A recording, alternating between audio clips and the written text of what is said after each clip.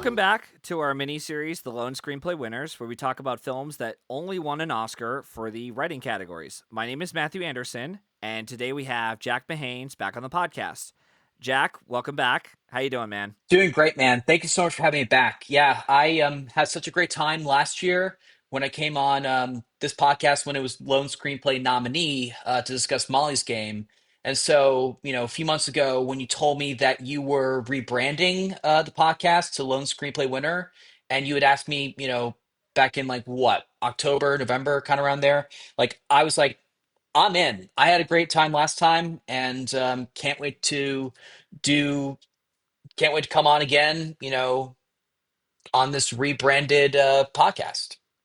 Mini series, I should point out, because we will come back to doing the Lone Screenplay nominees. We'll definitely come back with September 5, and there's a couple other ones that I have that I wanted to do, but I just wanted to get some of these episodes out of the way early, so that way I'm like, I at least have a fill of trying something a bit different with the brand with the podcast rebranding. But we will come back to that with September 5 and other stuff. But yeah, pretty much, let's just jump right into our discussion. Without further ado, let's talk about the film that you chose from 1994, Pulp Fiction. This will be a spoiler discussion, so if you haven't seen the episode, if you haven't seen the movie yet, please do so. Which I don't know why you haven't yet. It's been over 30 years, so um, yeah. So let's just we'll just jump right into it. So it was co-written by Quentin Tarantino and Roger Avery, and directed by Tarantino himself. This was his second feature film that he had directed. His first was Reservoir Dogs, and this became like his sophomore directorial effort, and this really put him on the map, so to speak. And yeah, it's pretty great. But yeah, we'll before we jump into that, I just want to give the premise of the movie, in which it's told in a non-linear multi-narrative structure of the lives of involving mob hitmen, a boxer, a gangster and his wife, and a pair of diner bandits intertwined in four tales of violence and redemption. So before we begin our discussion, I might as well ask, why is it that you chose to review or critique or review this film for the miniseries? Well, the simple answer is it's my favorite film of all time.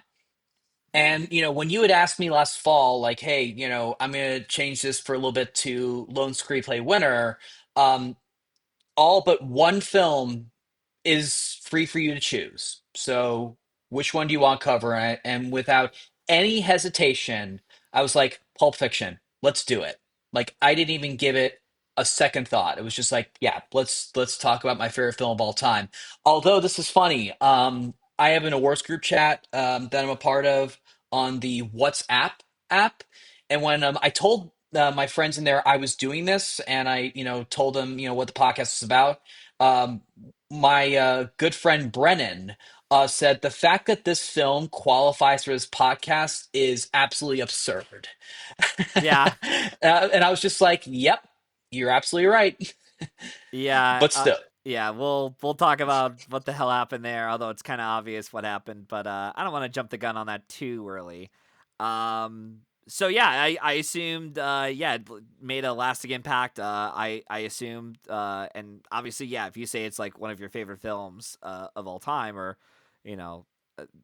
I obviously it's like, yeah, that would be a pretty good discussion to have. It's like, why not talk about one of my favorite films? I did that on I think it was Ben Miller's podcast for Birdman. Is like, yeah, I chose that because it was one of my favorite films of the last like 20 years or so. Why not talk about it? So yeah, so yeah, and how many times have you seen this already? when I rewatched it to prepare for doing this episode, just so that it was as fresh in my mind as possible to talk about it with you, this was my sixth time watching it from beginning to end, and that doesn't count like me going back and like watching some of my favorite scenes on YouTube, like whenever I choose to. Yeah. But yes, this was the sixth time I've seen this movie from beginning to end, and how did it hold up? Incredible. Like it still works for me on every way, on every level, in terms of both its filmmaking and its entertainment factor. And like, there maybe given that it's been a few years since like I've seen it from beginning to end, like, nothing really changed in terms of like, oh, like, that was even better than I thought, or oh, that was even worse than I thought. It was just kind of like, oh, I forgot about that and how awesome that moment was. So it was just kind of little things like that on my rewatch. But yes, it was just one of those films that, like, the first thing I thought once the credits rolled, it was like, this is why I love cinema. Yeah, I pretty much almost agree with you, pretty much. And that's it for our show. We're done. No, no, no, no. We could, yeah, yeah. Like what, 5, 6 minutes in, we're gonna be like, yeah, that's gonna be the shortest episode of this show. No, there's a lot that we could discuss about this, and we probably won't be able to get all of it down within like an hour's worth of the episode, so to speak, or however long this ends up being. But I will say, for me, I recall like this was, I think, maybe in like my second Tarantino movie I'd seen at the time, because I'd saw Inglorious Bastards first, and then right before Django came out, my brother showed me this. It was like the second, maybe, yeah, it was probably the second movie I saw of Tarantino. And yeah, nothing else. The guy's a really talented filmmaker, and this really does showcase a lot of his great qualities, and is even touted as like one of his best movies, and even one of his more influential films of the 90s, because this was, I believe, Roger Ebert had put this on his like number 2 spot for the top films from the 1990s, and even he acknowledges of like the fact that this is a film that inspired a lot of knockoffs and ripoffs.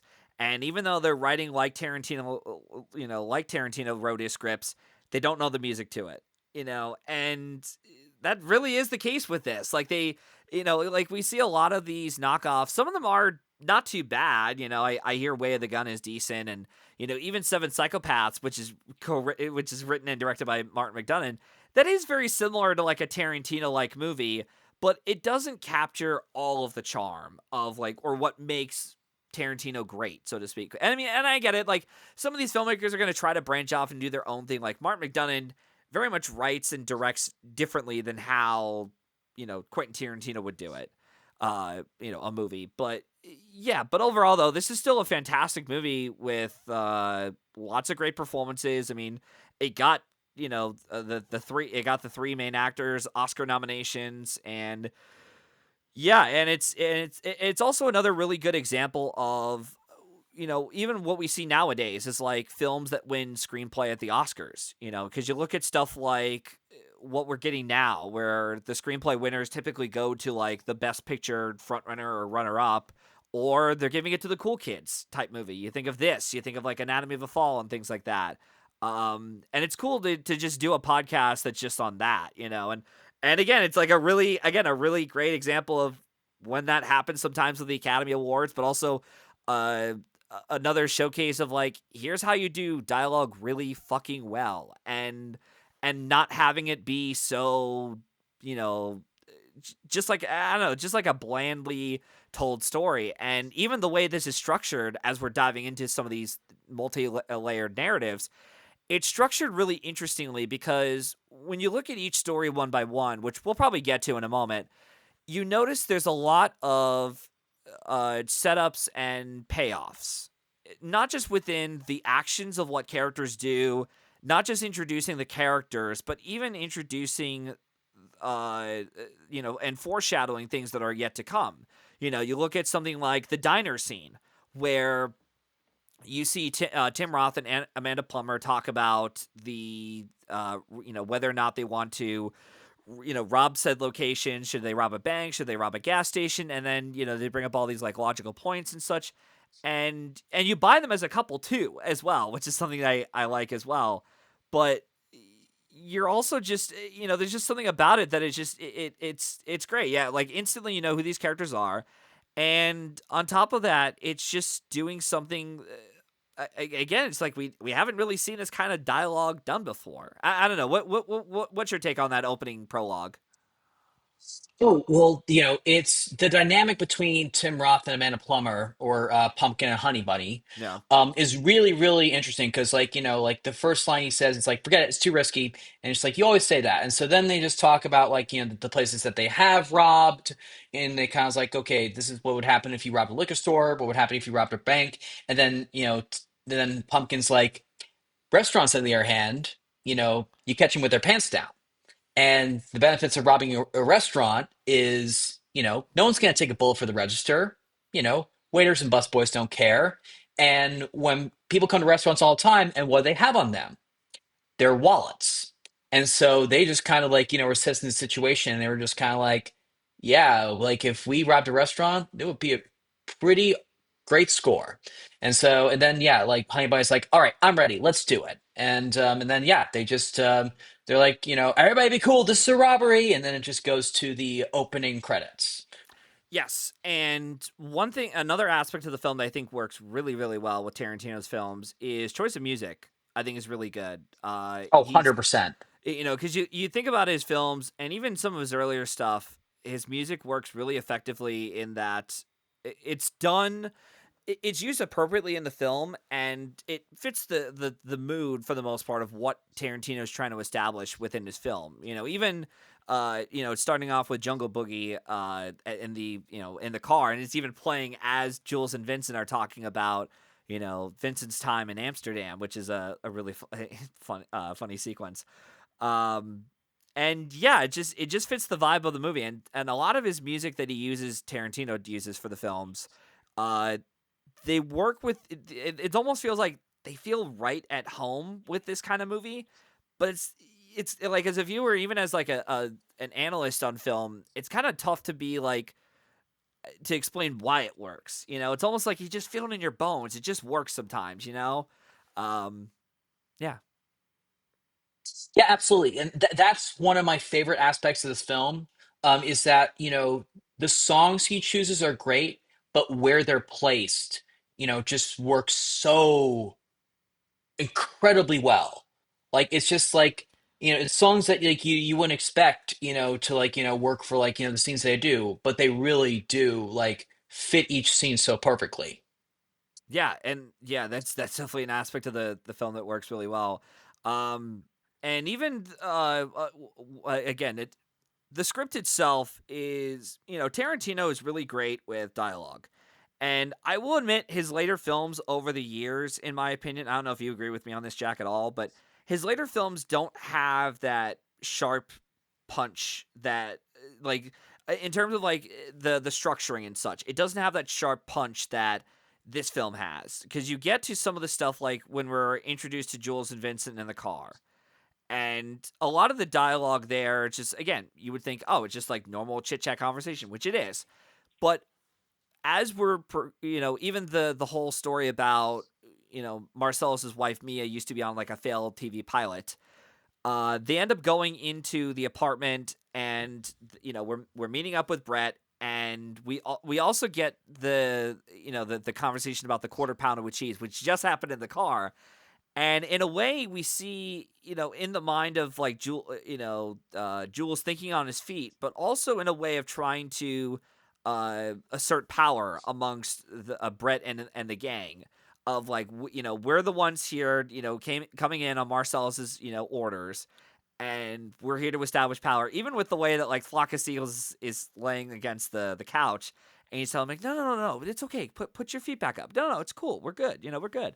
Um, and again, just tying some of this stuff back into the story, or at least again, some of the dialogue that is established in the film.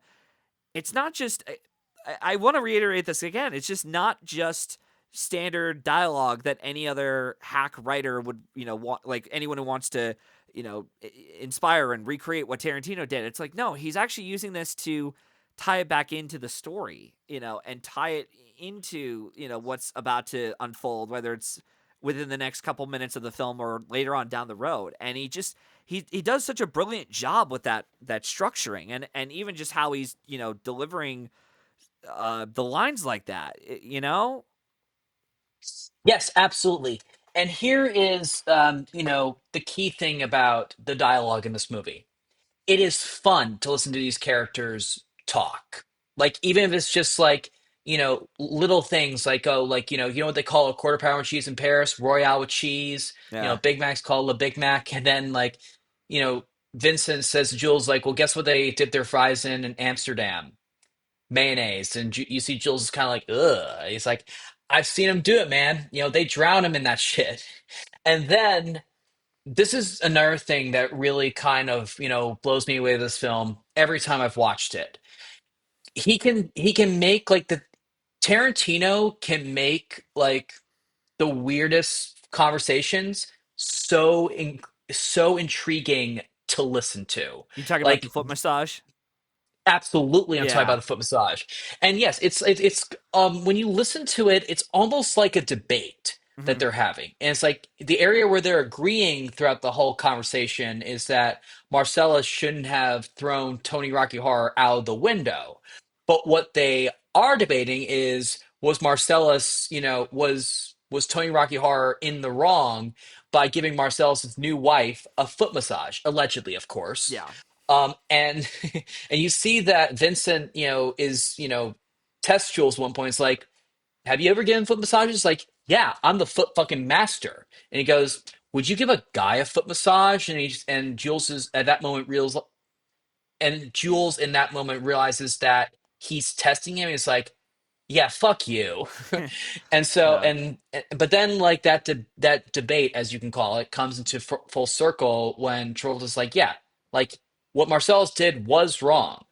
But, to say that a foot massage means absolutely nothing is incorrect.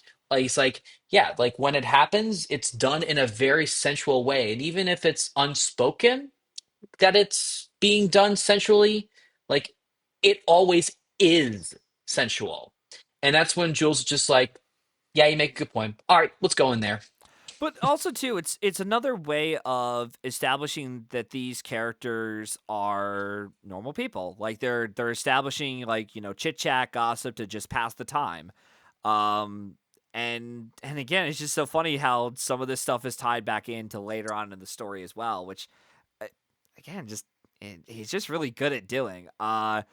And even that scene in the apartment itself, which is, again, we could talk about that scene all day long if we want to. We won't. But just in short, it's just really good and establishes, how the difference between how Jules and Vincent are when they're not working to versus when they are working. Because they're both laid back, they're cool, they're calm, they're suave, but or just like whatever. But then when they go into the apartment, they're getting into character and they're just being serious. Where Jules is the one doing all the talking, and Vincent isn't even saying he's like saying a word here and there. It's just like, yeah, whatever. Even Jules is like, hey, Vincent, you want to try some of this big Kahuna burger? He's like, not interested, ain't hungry. And he's trying to look around for the suitcase, and he's having a puff of his smoke. Um, and yeah, and it's just something that I really really admire from Tarantino. And even the performances by Travolta and Jackson are really really strong. Wouldn't you agree as well? Oh, absolutely. And honestly, every performance in this film is strong. I mean, the main thing that all of the actors benefit from is the fabulous dialogue. That's the main thing that's elevating those performances. But everyone from like, the major characters to the characters that maybe have one or two scenes, like they execute what's on the script to perfection. Sorry, they execute what's on the page to perfection. Yeah. Oh, definitely. And even jumping into the next story, which I thought was interesting and might actually be one of the better stories out there in the film. I mean, and there's a lot of great stories in here to begin with. Not saying that any of them are bad.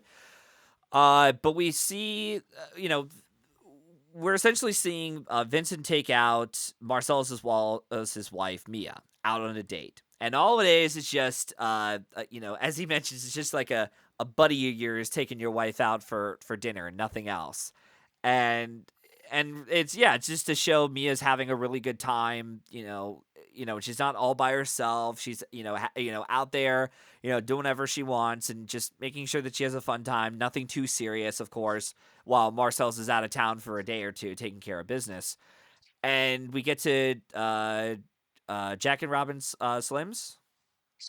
Jack Rabbit Jack Slims Rabbit Slims. is the name of the restaurant, and yes, I gotta say, all the storylines are great, but every time I've watched this film, this has always been my favorite sequence Yeah, I can see because why. the yes, well, what? Because I was raised on some old school music. Is that what you're implying, Matthew? No, no, no, no, no, no, no, no. Because it honestly is like it really is like one of the better aspects of the film. Not just that scene in particular, but the just that whole set piece we'll get to in a moment. But you were saying, go ahead.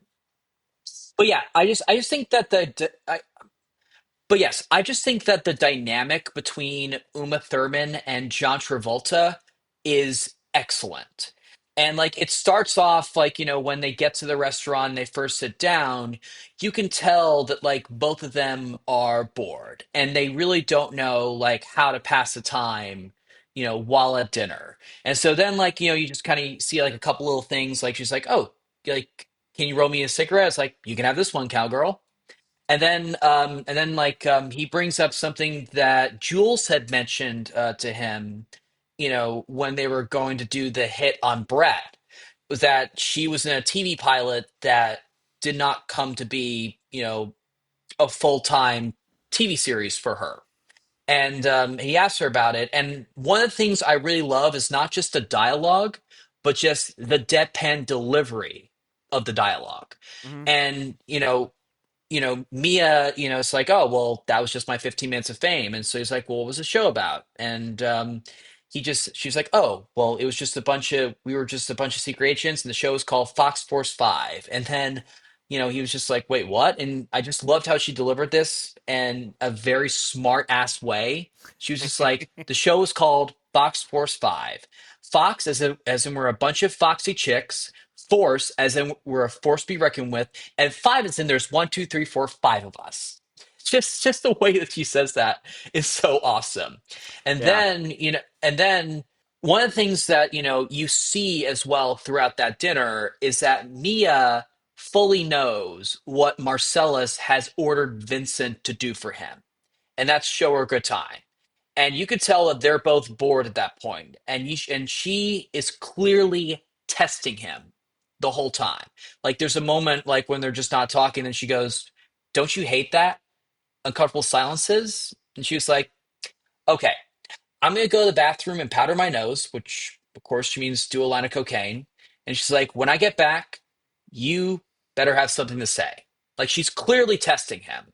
And then, when she gets back, he finally asks her about the foot massage incident.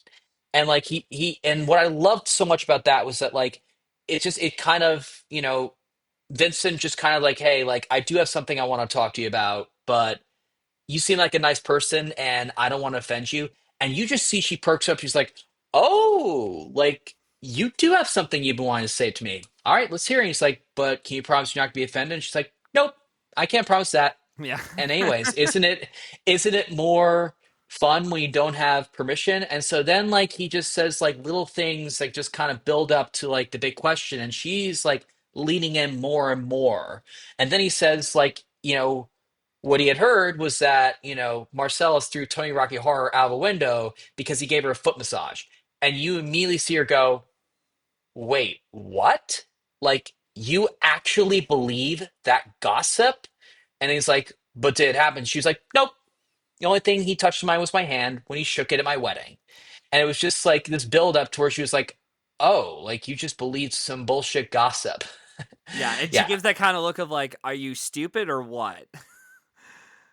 yeah, Yeah, because absolutely. I just find that so funny. It's like that's what you wanted to ask me out of all like the ways to pique my interest. It's like, wow, that was lame.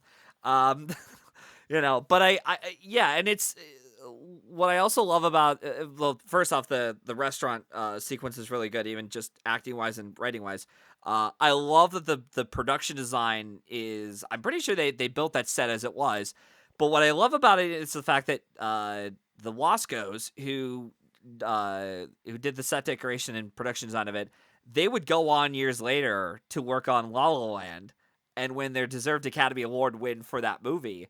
And I just find it funny. It's like, it just really just shows you how far some of these, people in the industry, both in front of the camera and behind the camera, have been working in this Hollywood land or this town or whatnot for years. Now, look at where they are now. It's crazy.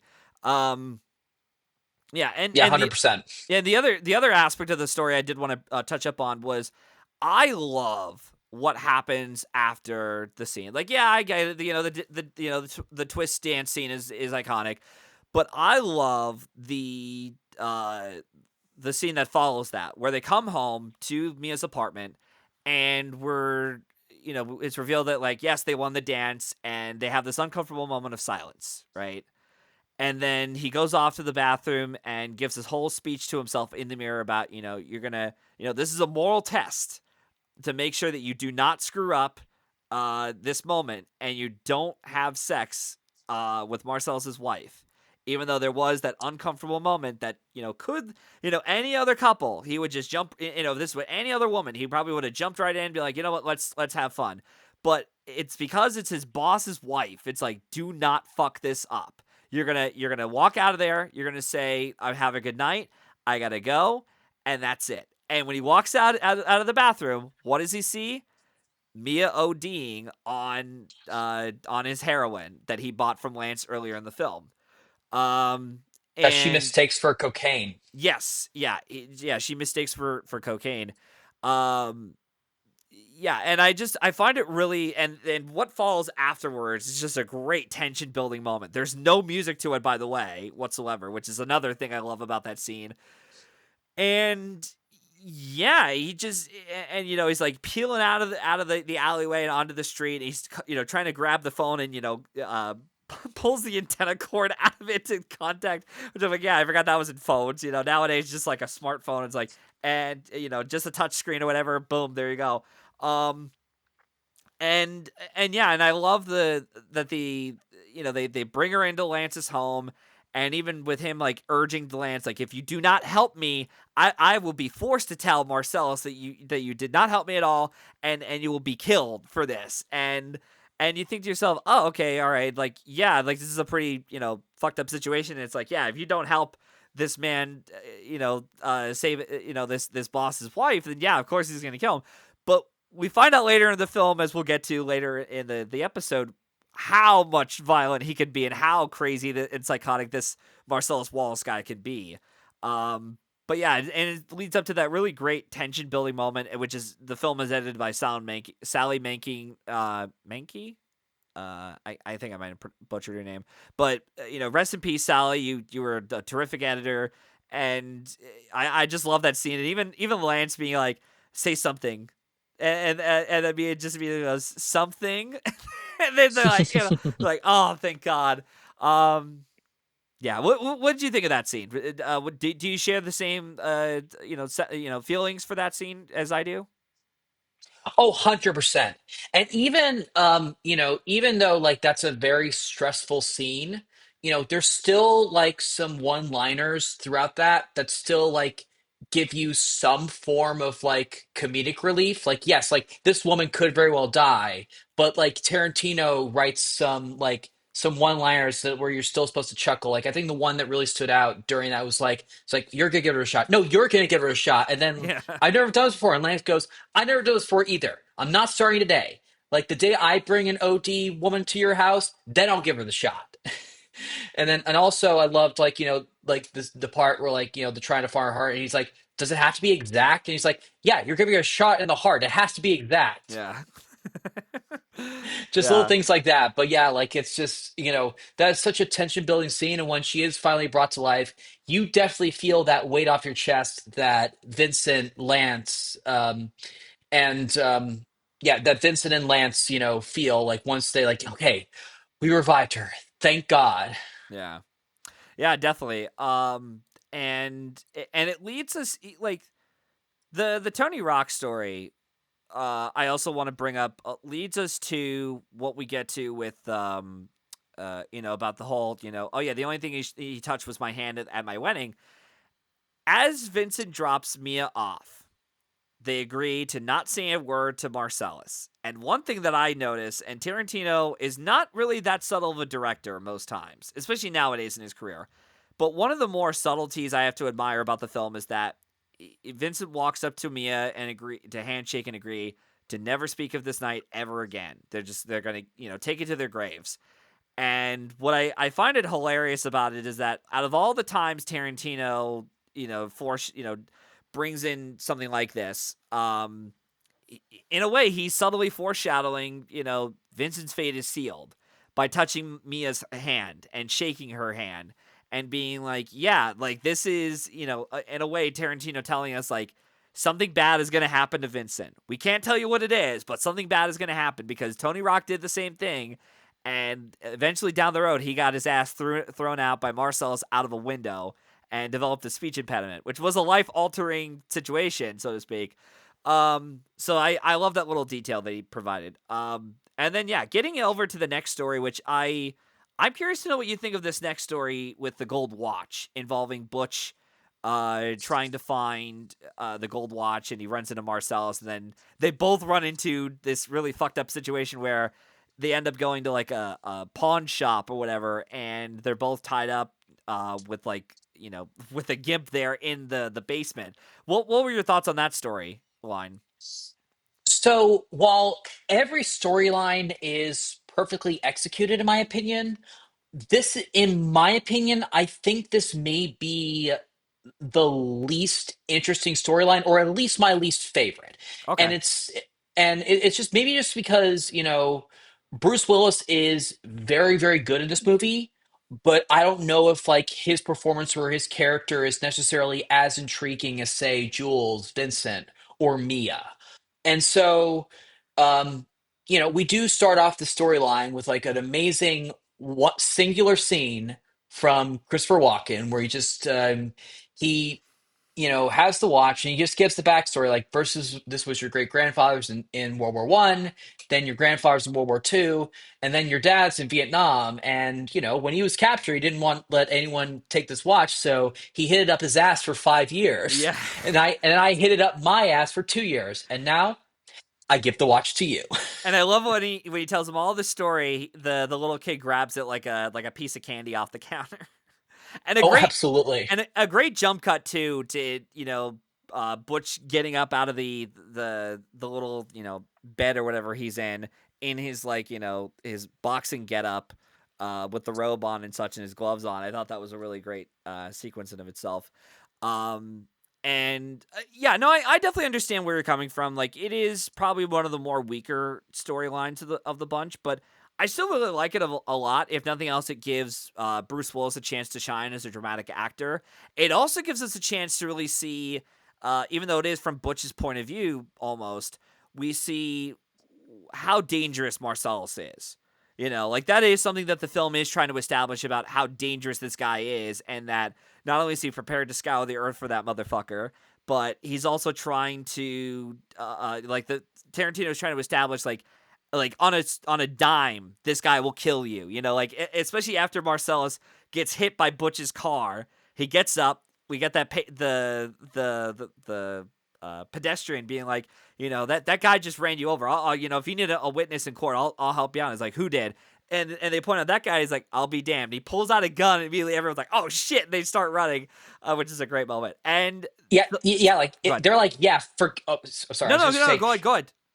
I was just gonna say like it's so like in one moment like they're like that lady's like, hey, I'll help out, but as soon as he pulls out a gun, like all of them were like, forget it, we're out of here, like Yeah. forget any help we offered, like we see that like you're a dangerous person, like we don't want to be present like when you're about to murder someone in broad daylight.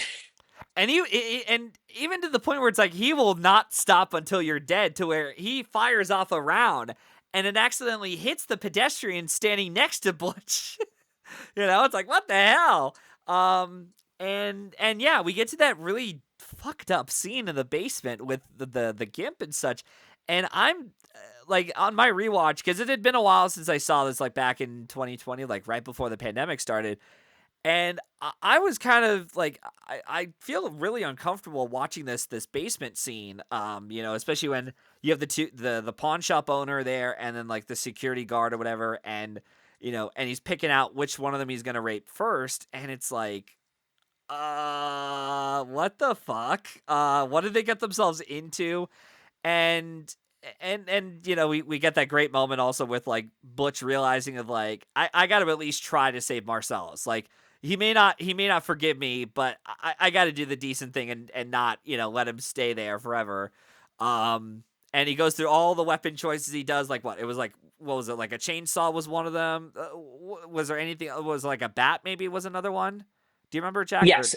Okay. Yes. So I think it was the samurai sword that he ends up picking was like the third thing like he picked up. It's like, oh no, this is the one. Yeah. And yes, like you could tell, like, he could have just walked out of there and just not look back. But I think he saw that as like his moment of, hey, maybe by saving him I can make this right, and he'll at least spare my life. Which is what happens. Because you see, like, once you know Butch kills, the fat bearded guy, um, and then um, and then Marcellus Wallace basically shoots Zed's penis off, Yeah. and then like he's just like bleeding out. It's like, then Butch finally asks at one point, like, well, what about me and you? And Marcellus goes, you know, I'll tell you what now between me and you. There is no me and you, not Yeah. no more. And you kind of listen to that first and you could think like, oh, like, I want nothing to do with you. But what he really means, if you listen very carefully, is like, there is no me and you with animosity anymore. Yeah. But he does, of course, he has this condition. It's like, hey, like, you got to leave town tonight permanently. And that's my only condition for sparing your life for still betraying me. Yeah. He's So like, he says something along the lines of like, your LA privileges are revoked, you know? Um, yeah. And yeah, like that in of itself kind of shows you how far Marcellus is willing to go. So all that stuff that we've already mentioned about how dangerous, how ruthless this guy Marcellus is, not just in dialogue, but even the situation with Mia, but it's setting us up to where we're seeing it in action. Because that's the other thing a lot of writers tend to do is they do a lot of setup through the dialogue, but they never show the actions of said consequences of like what's to happen if you fuck this guy over, so to speak. And Tarantino and Roger Avery, they do a great job doing that in of itself, which is something that, again, a really, for any all and upcoming screenwriters, they should take notes on this, which is something that I get, again, I guess a lot of these like knockoff writers did, but they never, once again, they just never learned the music for it, how to really do a good job with it, or at least try to put its own spin on it. Because again, Tarantino, he's taking influence, he's writing what he knows based on what he's read, what he's seen on film, and he's using it at his own, vision, in a way that even though he is paying tribute or homage or whatever the hell you want to call the name, he is putting his own style on it, which is something that I always like from Tarantino, and why he is still one of the few directors I think of whenever he has a movie that comes out. I always think of, this is a Tarantino movie. This isn't just like, oh, it's another Steven Spielberg film, being directed by Tarantino. Like, no, when you see a Tarantino movie, you see a Tarantino movie. And this is one of the many ways that he does to establish that, is like a really good setup and payoff. Which is also one of the few things he has retained over his later films, although maybe not as much in my opinion. Um, and yeah, was there anything else you wanted to say about this Gold Watch story? I think we kind of touched on, pretty much everything. But yeah, like the whole Butch saving Marcellus from getting raped, like that was basically Butch's redemption Yeah. from, the trouble that he had gotten himself into by breaking his deal and, winning that fight that that Marcellus paid him to lose. Mhm. So yeah, that was just kind of a perfect way to just kind of close the chapter on Butch. Like, yeah, like he may be leaving LA permanently, but at least like he's free. Yeah, at least they're on like okay terms. It's like, you're never coming back to LA, but at least you ended on okay terms. And then we get to the Bonnie situation, which is the last part of the story. One that I still find to be really, really funny because again, there's a lot that we could talk about with that scene alone, with that story alone. We probably won't have all the time in the world, but all I will say is this: it's another great conclusion to what we had just alluded to with the Jules and Vincent story earlier in the opening. And I love the I love the conversation that they have, even in the car, about the divine intervention that they have, and and it just even like Jules being like to Marvin's like, Marvin, what do you make of all this? Is like, man, I don't even have an opinion, and then he turns around and he accidentally shoots Marvin in the face, which is just like, what the fuck. Like, yeah, Yeah. go ahead, sorry. Hey, Matthew, you might want to say that again because you said Jules, not Vincent. Oh yeah, I'm sorry. Yeah, no, I apologize. Yeah, Vincent. Yeah, Vincent and Jules, they're arguing. Yeah, about the divine intervention, and then, yeah, I forgot. Oops, my bad. But yeah, what about the Bonnie sequence? Do you agree with the same sentiments that or feelings that I have for the Bonnie story, where, uh, with with how it is structured, or what you like about it, what you dislike maybe about it, or anything? Yes. So if we're talking about like the sequence in the car, like, I mean, back to the apartment, like they miraculously, like, for some reason, like a guy just comes out of the bathroom and just like shoots like, multiple bullets, but like he doesn't hit any of them. And then Yeah, they just kind of look around. They're like, yep, we're killing you now. And then like Jules is like, oh my God, like, how do we survive this? Like, this is a miracle. And you see in that moment, he's kind of like rethinking, like, what have I been doing for a lot of my life, as a hitman for an LA mobster?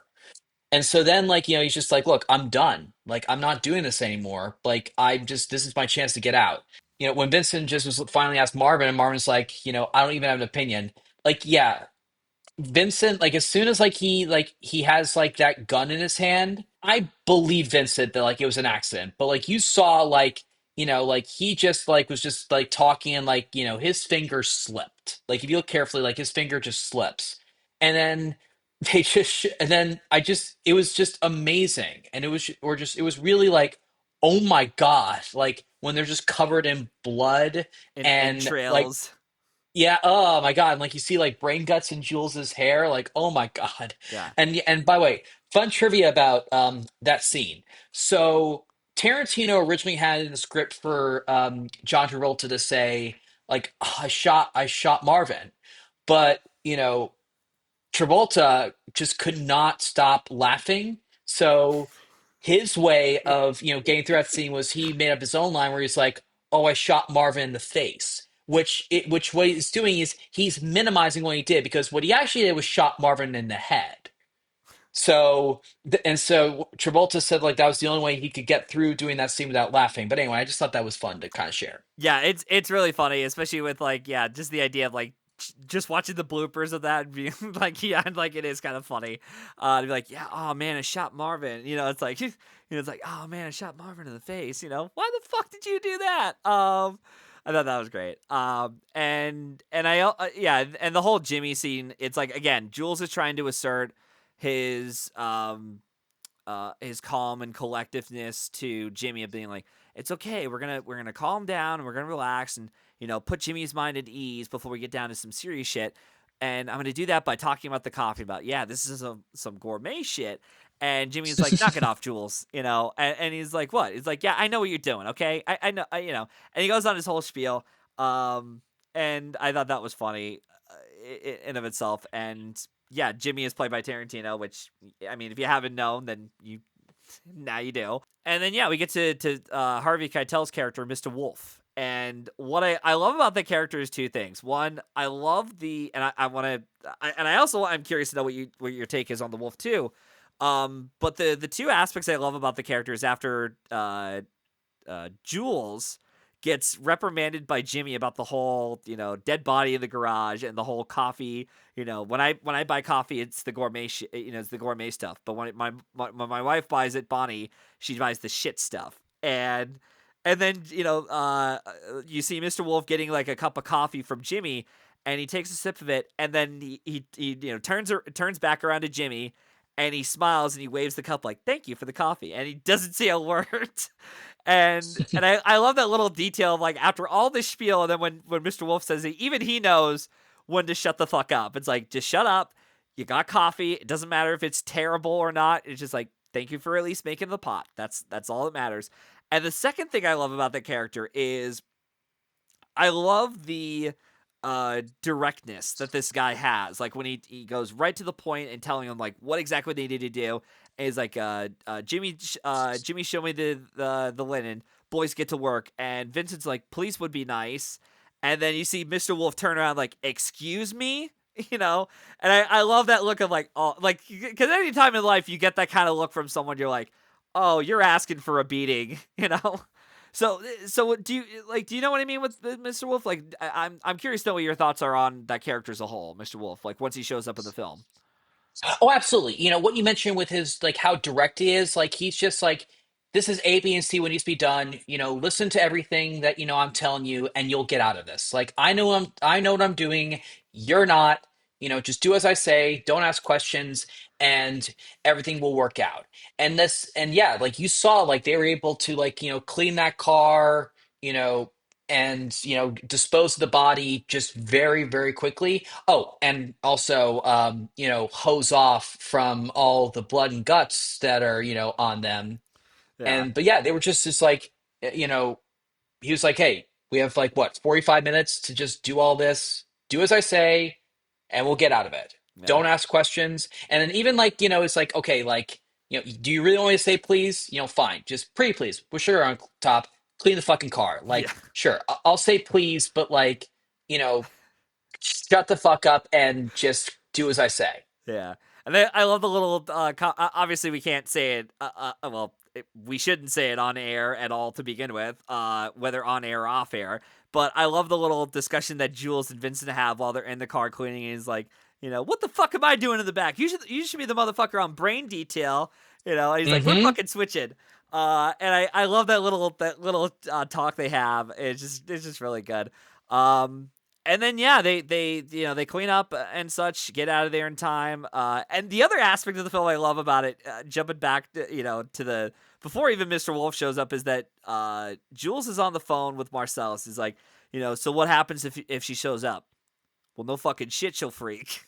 And even like and I love even from a directorial standpoint how Tarantino has like Jules set up like you have to appreciate what an explosive element this Bonnie situation is, and then as he's describing it, we're seeing like a what if scenario of like what happens if Bonnie were to walk in while the gangsters are trying to get rid of the body, and then all of a sudden she just drops her thing like, oh my god, what the hell are you doing? Kind of thing. And I love that little, just again, just like something I really appreciate from Tarantino when it comes to that kind of dialogue writing, and something that a lot of other filmmakers would use in their own narratives, especially ones that are knocking, once again, ripping off of what Tarantino did here. And then yeah, we finally tie ourselves back into the diner at the very end of the movie, which is yeah, it's a really, again, there's a lot that we could talk about that, but in short, it's a really uh a wonderful moment from the act from Sam Jackson with that monologue. Do you want to before I even go any further with this finale, like, do you want to take the wheel, so to speak, on discussing what you like about the finale, or maybe what were some things you noticed about it? Well, there's a very underrated conversation that happens like before the diner bandits are brought back into it, and it is one of the another one of those moments where it's like you would never expect like this conversation to be intriguing, but it just because the dialogue is just so incredibly well written, it's so entertaining to listen to. And this the one I'm referring to is there's a moment where they get their breakfast and Vincent offers Jules a little bit of bacon. He's like, I don't eat pork, and it's like, are you Jewish? Like, no, not because I'm Jewish, because pigs are filthy animals. And so then you have a discussion about like what qualifies an animal to be filthy, and so he's like, yeah, because pigs sleep in shit. So that makes it a filthy animal. And then Vincent's like, do you consider a dog be filthy because a dog eats its own feces? Like they're dirty, but they're not filthy because they have personality. It's like, oh, so if a pig, has a good personality, he would cease to be a filthy animal. And he's like, yeah, but it would have to be a one charming motherfucking pig. And Yeah, by the way, there's no actor on this planet that says motherfucker better than Samuel L. Jackson. yeah. Like that's And fact. And right there, what you just described with the whole pigs and dog comparison, that is something that I miss from Tarantino in terms of like that sharp punch I was talking about. Where he doesn't have like nowadays he doesn't have that like sharp, dialogue. He does have it in a couple things here and there with his other films, like Once Upon a Time in Hollywood is a better written movie than some of his later stuff down the road, like Bastards or even like Hateful Eight well, I guess maybe like more to like Django Unchained. But like it's like and I really do wonder if it's the fact that Roger Avery being like a co-writer on this helped out a lot, of him coming in and helping out with some of the rewrites and such and making it a bit more sharper and has less edges to it, and because nowadays, whenever he would do a comparison like that, like in Bastards, where he talks about, if you invite you wouldn't invite a squirrel in the house, but you would invite, this like, you wouldn't invite this rat in the house, but you would invite this squirrel in the house, but even though they would carry the same diseases, did you know that? And it's just a lot more direct, but it doesn't have that punch for me. But anyway, so going back to Pulp Fiction with the diner scene, yeah, so the diner bandits they come out of their booth and they start robbing the place. And the other thing I didn't even bring up at all in this conversation is that anytime something terrible happens in the movie, John Travolta's in the bathroom. Like every time, whether it's like whatever the case may be, it's like, we see, uh, we get to the Mia situation. We get to him about to get killed, by the way, by Butch, which we forgot about that part. In the gold watch scene, and then now here with the bandit stuff. And there's a great shot that I love about the film, and it really just shows how good of a visual director Tarantino is, of placing the camera, right as Sam Jackson is at the booth. He pulls out the gun out of his little lunchbox, lunch bag or whatever, and he cocks the gun, and then the camera pushes up to where we see Jules in the other hand with the wallet of like, all right, go ahead and take my wallet and such. And we have that great conversation between him and Tim Roth about not just the suitcase, but even with there's this passage, he's talking about how he's having like a midlife crisis, so to speak, and then he made him really rethink about a lot of stuff, and even pays the guy and says like, I will pay you guys like what it was like what $1,000, $2,000, whatever, so that way I Fifteen hundred don't dollars. $1,500, so I don't kill you. And he's like, no, I'm not paying them. I'm buying them their freedom, so that way I don't kill them. And then he gives a whole spiel about the whole, the Bible passage that he always reads every time he kills a motherfucker. And I just find that a real like how Sam Jackson delivers it is great. Honestly, it's really really solid work from him, and once again, just another reason why he got his deserved Oscar nomination for this. Wouldn't you agree? So yeah, what I really love about that scene is that, Jules has the gun pointed at Pumpkin, or as he, hilariously calls him, Ringo. And then Honey Bunny has the gun pointed at Jules. And then all of a sudden, Vincent has the gun pointed at Honey Bunny. And like throughout that exchange, Jules is like the most calm. You know, Pumpkin or Ringo, he's calm, but as you could see, like he's taking deep breaths, like, okay, so let me just do what he says, and I'll get out of it alive. And like, Honey Bunny's just like freaking out the whole time. Like she's the one that's like the most freaked out, and she's Mm-hmm. like hyperventilating. She's like, and like holding the gun. And then, Vincent is just like, hey, like this, I kill people for a living. So, if she shoots Jules, I'm shooting her.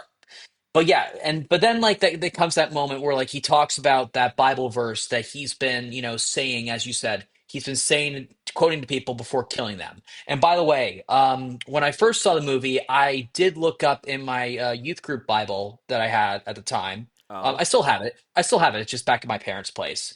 But I looked up to see like, is that like scripture word for word? No. The only part that is, real is that's actually in the Bible is, and you will know my name is the Lord when I lay my vengeance upon thee. Everything else Tarantino made up Hmm. for the movie. But yes, but then when Samuel Jackson, like, or sorry, but yes, when Jules, like, quotes it to Ringo or Pumpkin, and, as he's quoting it, he's kind of like reinterpreting what it means for him. Yeah. Because then he says, like, this is what, it could mean, but that's not what it really means. He says, what it really means is you're the weak, meaning, like, hey, you act tough on the outside, but you're not strong on the inside. But I'm trying hard to be the shepherd, which meant, like, hey, I'm going to work for the rest of my life because I'm getting out of this to be a better man. So, and that really completes Jules's character arc splendidly. Yeah, and that's something I think again, having this told as a non-linear structure and telling it the way it is, it makes a lot more sense because when you get to that ending, it packs a punch almost. Like literally a punch of like we finally got Jules' like redemption moment and also his, a moment of clarity for the guy. Whereas if we were to tell it the other way around, the impact would be kind of lessened, honestly. Like we wouldn't be able to get the interesting stories that we get. We wouldn't be able to get even the setup. Like we would get some of the stuff that's already paid off, but it just wouldn't have been as interesting. I would feel, and it would feel a bit deflated if we were to end on Butch riding off with his girl off in the distance on Zed's bike. Um, but yeah, no, it's a great ending. And one other touch I love about the ending is where Vincent walks up to Jules and he says, "I think we should leave." And he's like, "Yeah, I think you're right." And they just walk out of the diner, even though it's like, yeah, these bandits took all their wallets, even Jules's money, and now they're like, "Yeah, we might want to get out of here." So I just find that really Yeah. funny. So, yeah, I don't really have much else to say about the movie itself. I pretty much said all I wanted to say. It's a fantastic movie, easily Tarantino's best film I've seen so far. How about you? Any final thoughts on the movie itself before you move on to the awards section? I think we touched base on everything. Yeah, yeah, pretty much everything that we've been able to, and most of the stuff is probably online for from other reviewers. But again, we did do everything we can to like touch everything, but also try to add something new to the conversation, so to speak. So yeah, without further delay, let's just jump right into our awards talk for this. So this film, Pulp Fiction, yeah, it ended up premiering at the 47th Cannes Film Festival, where it won the Palme d'Or, the Palme d'Or award. I always, whenever I hear the word Palme d'Or, whenever I see that title, I'm like, yeah, that's how I should pronounce it, even though it's not the correct pronunciation. It won the Palme d'Or, and after that, it opened in October 1994 and made back its $8.5 million budget on its first weekend. And so here's some awards that it was up for. So it was nominated for 6 Golden Globes, only one screenplay. Was nominated for 5 Independent Spirit Awards, and only won 4 for Picture, Director, Lead Actor for Sam Jackson, and Screenplay. And Eric Stoltz, weirdly enough, was categorized in Supporting Actor at that awards group. Got 3 Screen Actors Guild nominations. This was also the first year that the Screen Actors Guild was introduced to us to begin with, as not just a major precursor, but as a precursor to begin with. And got nominated for 9 BAFTA nominations, winning only 2 for original screenplay and supporting actor for Sam Jackson. And it got 7 Academy Award nominations, winning only original screenplay. So, Jack, despite this doing well at the Cannes Film Festival and becoming a box office hit, why do you think it pulled a Citizen Kane and won only screenplay? Actually, you know what? Let's scratch that. I think, you know what? On the count of 3, we're going to say the title name as to why. Let's not beat around the bush on this. On the count of 3, Jack, we're going to say the reason why this went home with just screenplay by saying the title of the film that won Best Picture. You ready, Jack? 3, 2, 1. Forrest Forrest Gump. Gump. It's Yeah. like I'll let you go ahead and take you take the wheel for this part. Why do you think this only one screenplay, nothing else? I think it's just sometimes, some categories are just foregone conclusions from the moment that the Oscar season begins. and just the person who wins, like their frontrunner status just really never wavered. And I think that this is a prime example of that. So really, like, this award for original screenplay, like, this film was pretty much guaranteed from the start of Oscar season. But as for all the other categories, you know most of them were pretty much guaranteed from the beginning of the season. Like, just kind of going like one by one. Forrest Gump was, yes, Pulp Fiction was a commercially successful film, but Forrest Gump was even more commercially successful at the time. And that was seen as just kind of the film, like, with heart.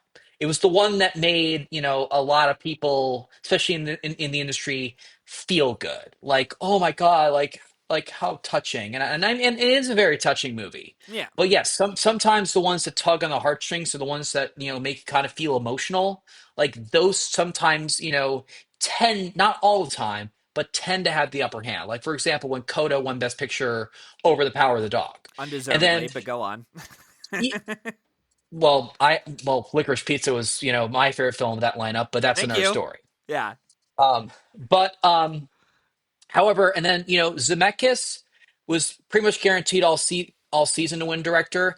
Even Quentin Tarantino told a story on Howard Stern not too long ago that Spielberg, he was hanging out with him and Spielberg basically told him like, hey, you're going to win screenplay, but you're going to lose to Robert Zemeckis. Yeah. So I think that was another one.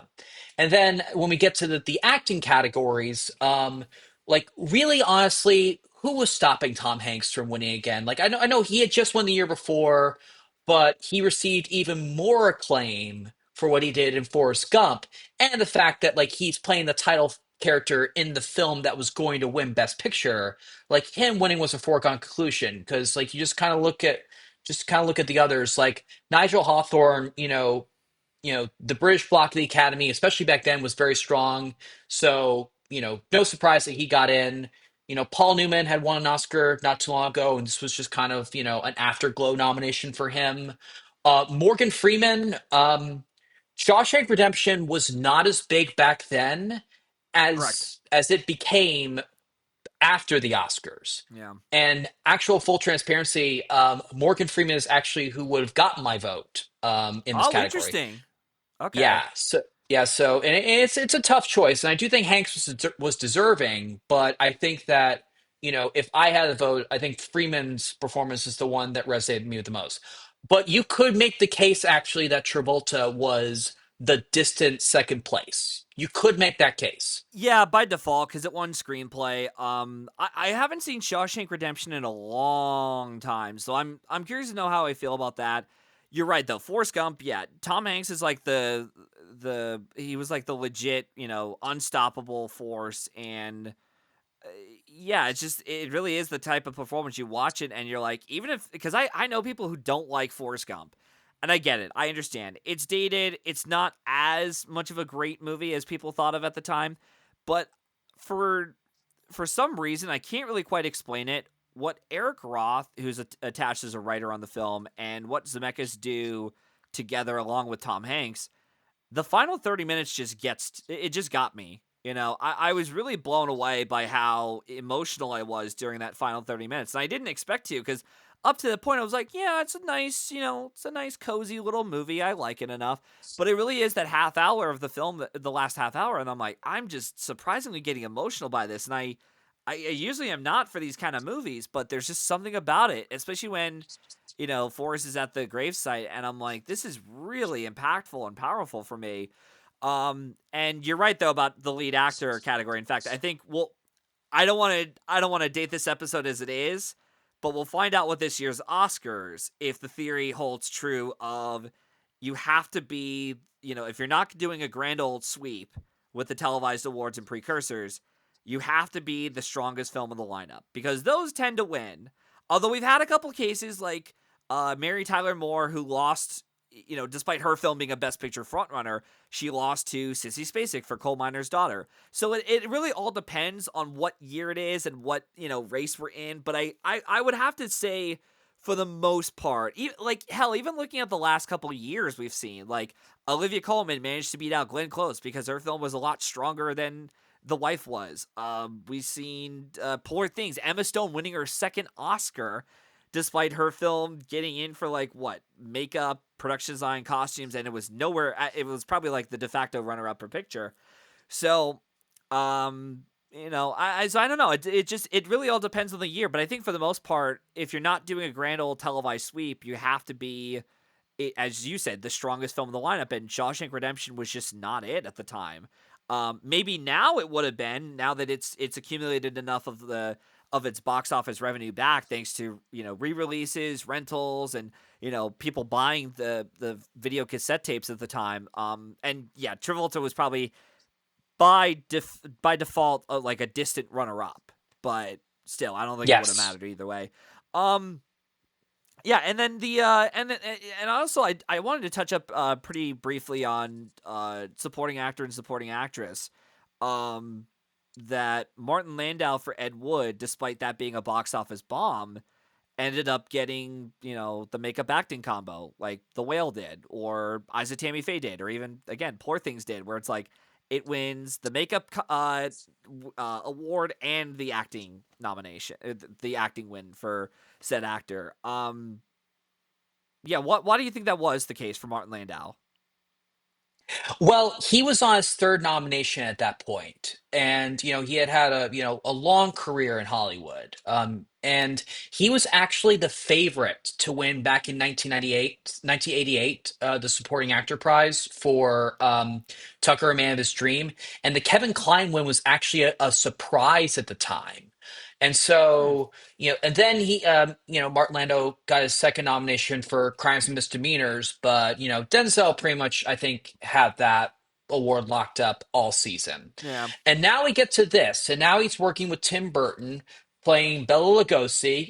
It's a transformative role, both physically and talking like him as well, doing Bela Lugosi's voice, Yeah. and it just kind of felt like this. It's his time. This was Samuel Jackson's like big break, but Martin Landau was like the overdue veteran. And so, it just, it's the oldest saying that we say as, Oscar fans, the right role at the right time. And so it just kind of felt like, everything just kind of came into full circle for Lando to win. Now, if they redid the vote today, maybe Lando would still win, but I think it would be a lot closer because I do think Sam was still the one in second. Maybe Yeah. like narrowly over Gary Sinise, but I still, if I had to put money on it, I would guess that Samuel Jackson was the one in second. Yeah. But but I was gonna say, but did But Lando deserve to win? Yes, and mhm. that's honestly a very close call for me because I've seen Pulp Fiction 6 times now, but I've only seen Ed Wood once, and that was a few years ago. And I remember thinking, man, Lando is actually really amazing in it. Okay, now I kind of understand why Samuel Jackson didn't win, but it's kind of a toss up. But I think I just give a narrow edge to Martin Lando. Yeah, I think I don't think Gary Sinise was probably close in the supporting actor race. I mean, he's good in the movie, but there's something about that role that just, it's not. I don't know if it's the fact that it's too small. Although then again, you could argue like no part is too small for an actor to play. But or whatever the quote was, I can't remember. But it's along the lines of that. And I do think, yeah, Sam Jackson was probably the runner up for supporting actor, just because you know no one else was really going to take it from Martin Landau. Like Chaz Palminteri, like I don't think he was even considered a favorite to be like a potential pick. Even Paul Scofield, who had already won before, I think, if I'm not mistaken, but he was in a movie Yes, that was, if I'm not mistaken, I think Quiz Show was like a box office bomb, I think, and even Ebert and Siskel were surprised that it got nominated for Best Picture. They're like, what the hell? Because I remember they were talking about the surprise omissions, and what were some films that surprised them that got in, and what were some films that missed. And I think Martin Landau was just going to win it the whole way. And I agree with you though. Martin Landau is probably the slightly better pick of the two, even though Sam Jackson's given a really hell of a good job with that performance. Um, and then the other one I wanted to bring up, well, two other categories I wanted to bring up also was Well, actually, editing is kind of self-explanatory. Like it's a more flashier type movie, uh, right? Like you would agree with that. Like it's much more flashier, even with like how it uses jump cuts, match cuts, you know, back and forth type of timeline editing and such. Yes, yes, I agree with that. And then supporting actors, because I didn't get a chance to watch Bullets Over Broadway, or even have you seen the rest of the supporting actress lineup? Everyone except for Rosemary Harris and Tom and Viv, Okay. because that movie has just been hard to find, for so long. But I have seen the rest of that lineup, and in all honesty, if I were a voter that year, this is the one place where I would give Pulp Fiction an acting win. Okay. Because I thought that Uma Thurman completely owned that storyline, and just her delivery, her comedic timing was just impeccable. And so, but Diane Weist and Bullets Over Broadway was terrific. Like, and it's while Uma Thurman, like, yes, you could call that a comedic role. Diane Weist, as Helen in that movie, it's a flashier role. It's like, she has like eccentric costumes, and she like has like a cigarette in her hand all the time, and just her deadpan delivery, because she has deadpan delivery too. It's just also perfect. But and she gets scenes, like, I know you haven't seen it, but yeah, like, one of my favorite lines. And oh, I gotta also say this. I think one of the things why the Academy, one of the reasons why all these groups gravitated towards her that whole season, is because um, Diane Weist in real life has like a very high pitched voice, Oh yeah, that's and right. in this film, Bullets Over Broadway, she has a very low, soft-spoken, like, I'm a real, acting diva. And, like, one of my favorite lines, just the way she delivered it, was like, I'll have two martinis, please. And John Cusack's character's like, how'd you know I wanted that? And she's like, how'd you know I wanted a martini? She's like, oh, you wanted one too? These were for me. Yeah. And then, of Yeah. course, like, the scene that they show at the Oscars, like, is just like, it's so over the top, where like she's like, don't speak, and like she's like forcibly like covering his mouth with her hand, and like, John's mouth. Yeah. don't speak.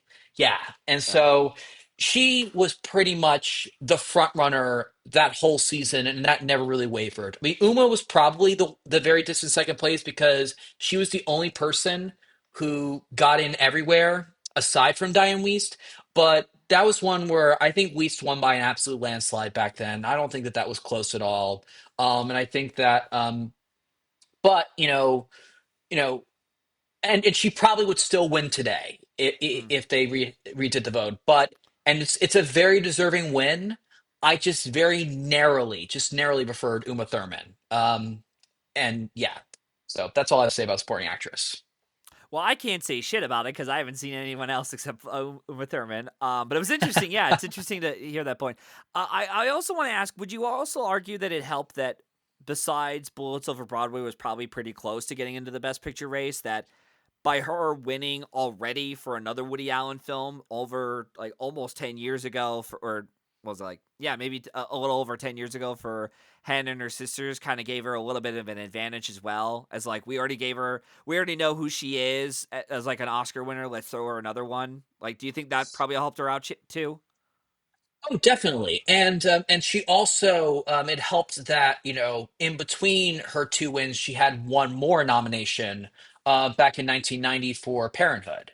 And Mm-hmm. so, and I think that, in addition to that point that you just made, you know, there are many people who feel like, she surpassed what she had done in Hannah and her sisters. Like, this was, people thought that this was Oh, probably an even superior performance than what she gave in that movie. I mean, I think I like her a interesting. little bit more in Hannah and her sisters. Because I thought she was really terrific in that. She But was, yeah. this, yeah, but this was just seen as like a flashier role, a role that was definitely more of a stretch for her.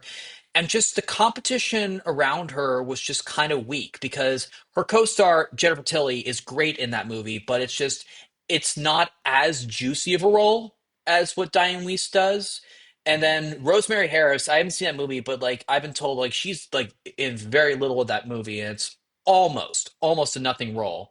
Hmm. Helen Mirren's actually really, really good in The Menace of King George, but that was just a very small movie at that time, and she didn't really have much of a chance. So really, I just kind of think that Uma was just kind of as we said about Travolta, she was just kind of the default runner-up because none of the other films in that category were strong to challenge Diane Wiest, and even though like Diane Wiest co-star Jennifer Tilly's in that movie as well.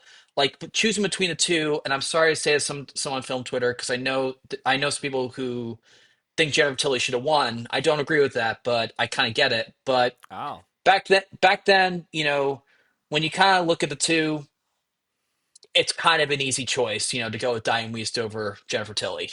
Yeah, it's kind of like the same discussion you could have about even with oh god, what was the film? Terms of Endearment, I think it was, where do you vote for the mother or do you vote for the daughter? And it's like they're both giving really good performances and it's kind of tough. So I could understand that sentiment of like, it's kind of tough. Who do I pick of these two?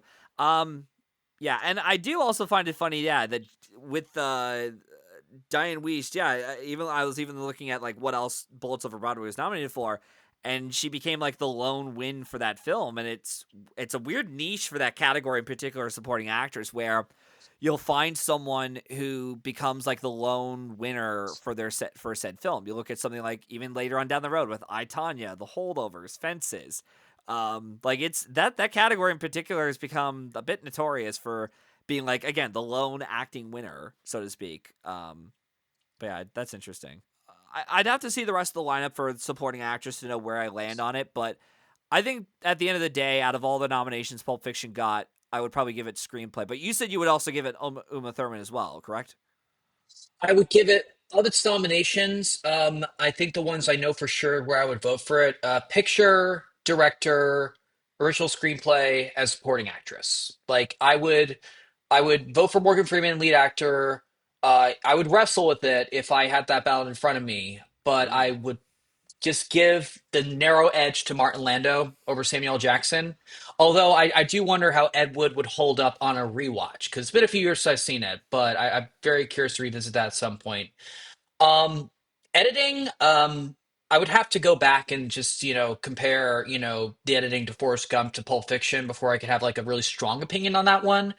But yeah, that's those four. I would absolutely vote for my favorite film of all time to win. nice. And Yeah, but I will say, final thoughts. If this film, Best Picture aside, had to win one award, this one was the most important thing that it had to win yeah, because the screenplay is the number one reason why that film is as great as it is. The screenplay is why that film works in every way imaginable. So that's why, yes, it's a little bit disappointing that like my favorite film of all time, sorry, it's a little bit disappointing that with this being my favorite film of all time that it did not win Best Picture. But, putting Best Picture aside, if it had to win one thing, I'm glad that it was this award. yeah. And again, it kind of goes back to what I mean, you and I have this conversation even like the last like what year now, maybe at least. Like it just seems like the screenplay winners always come down to either the film that is the best picture frontrunner slash runner up ish for best picture, or it ends up going to the cool kids pick, where it's like this is a really cool screenplay winner. It's hip, it's doing something new and interesting, but it's probably not going to win anything else outside of just this.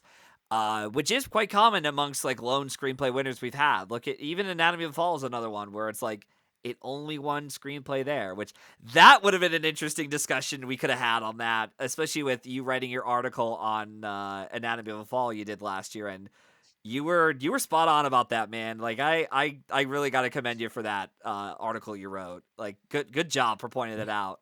Yeah, so we're just rambling on. So yeah, we're pretty much done with our discussion for Pulp Fiction. I feel like cuz I feel like we got everything we needed to address for the awards conversation for this.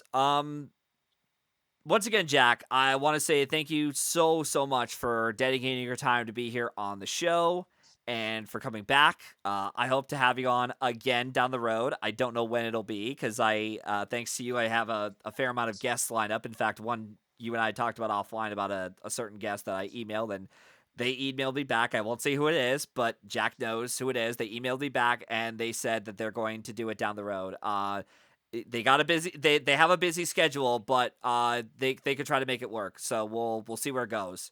But yeah, I didn't tell you that until now. Yeah, because obviously you can't see, but Jack is all excited. He's like, what that happened? Like, yep. They contacted me. So yeah, we'll do the episode down the road. I'll let you know when that is, Jack. But for everyone else, you don't know who it is, and you will never know. Anyways, so once again, thank you so much for being here on the show. Is there anything you would like to plug in on where our listeners can follow you along? Anything you want to give a special shout out to or mention? Anything? Absolutely. So if you want to find, my film commentary, um, I have my page on Twitter, which is just at Jack Mahanes. I have my letterbox, which is just under my name, where I do a lot of, reviews of like films I just saw, or if I rewatch something, I'll just maybe do like a quick comment. Like for example, when I rewatched this, I just commented, I just said, "Yep, that's my favorite film of all time." Yeah. And then I'm actually a musician, and I actually have two EPs on all the streaming platforms, as well as they're up on YouTube as well. So if you want to find my music stuff, you can find my name on whichever platform you use to listen to music, or on YouTube. And then as far as my freelance writing, you can find my material on Gold Derby, and I've written like what 12, maybe 13 articles at this point, somewhere along the lines. Yeah, I've been writing for them since 2022, and if you want to find any recaps of past Oscar races, a few prediction articles for both the Oscars and the Emmys, you can find me on my Gold Derby page. Awesome. And yeah, and I also want to let you know if you need anyone else to cover like the last like 10 years or so on some of these Oscar rewinds or whatever. If I have the time, just give me a heads up, and if you're looking for someone to help you out with that, just let me know, and I'll try to be there. Um yeah, as for me, you can follow me and the show through Linktree under at Matthew995, where you can follow along on all my social media accounts such as Twitter and Letterbox. On the same side, I've provided a link for where you can listen to more episodes of the show. And if you're interested in being in the hot seat, just like Jack has here today, let me know, and hopefully we can arrange that happening soon. In the meantime, we hope you enjoyed listening to this episode, and we hope to see you at the movies. Take care, guys.